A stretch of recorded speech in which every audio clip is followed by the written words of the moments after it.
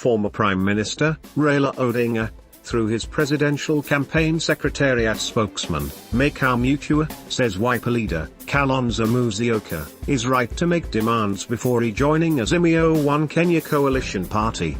Speaking during an interview on K24 TV on Monday night, May 24, Mutua, however, stated that the Wiper party boss had not tabled any demands for ministerial positions since leaving the coalition.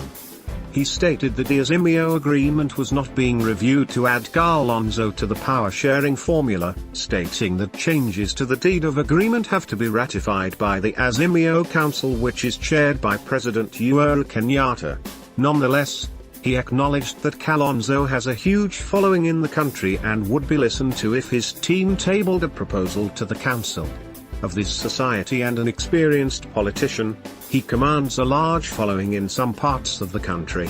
Earlier, various reports indicated that the Wiper team wanted 4 ministerial slots, with discussions centering on the energy, health, tourism, and the water dockets. Previously, Kalonzo's allies have insisted that the chief minister position needs to be put in writing and deposited with the office of the registrar of political parties before backing Raila's State House bid. Kalonzo is yet to make public his stand on rejoining Azimio, with reports indicating that he has been holding a series of talks with Uhuru and Raila for the past 1 week. It's in the past, it's in the past. I know the allegations that were made by Mr. Musyoka about a certain agreement. As I've told you before, I never confirm or deny them, but that's in the past. What I would like to say is that these two gentlemen have run together on one ticket. They ran together as CORD in 2013, and they ran together as NASA in 2017. They had a good working relationship. By many counts, we think that we won those elections, but of course we were never sworn in. I think Mr. Musyoka wanted to again become a running mate to Mr. Odinga this time around, but obviously dynamics change and opponents in an election change. Okay. And Ayub, you know that we had a vetting process in which we selected a running mate. There was a committee that was transparent, that meant that determination, and Mr. Odinga accepted that determination. Okay. So I think that, really what remains at this particular moment is not for us to second guess the agreement. It is for Mr. Musyoka to come back to Azimio because by law, he cannot exit Azimio.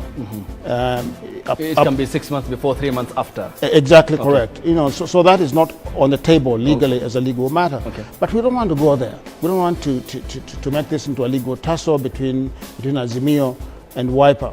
I think you saw a couple of weeks ago, I think it was last week in fact, when the Wiper NEC, the National Executive Committee, met and they voted, I think it was 45-5, asking Mr. Musyoka to come back to Azimio.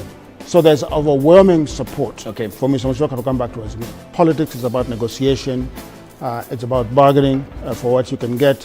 It is not about being given things on a silver platter. I said before that Mr. Musyoka is a senior member of this society. He's an experienced politician. He commands a large following in a certain part of the country, and obviously he thinks that he deserves to be considered, and we agree. We'll have to consider him. You noticed that when the unveiling of our Deputy President nominee, Ms. Martha Karua, was made, we offered Mr. Musyoka the position of Chief Minister. As you know very well, Ayub, the Azimio la Umoja One Kenya deed of agreement was agreed upon, was signed upon by the 26 political parties that are partner to it. That agreement is not open for negotiation at this particular moment. There are avenues of negotiating any changes to the agreement, which must be processed through the council of the party. As far as I know, Wiper has not come to the council to present any petitions for change.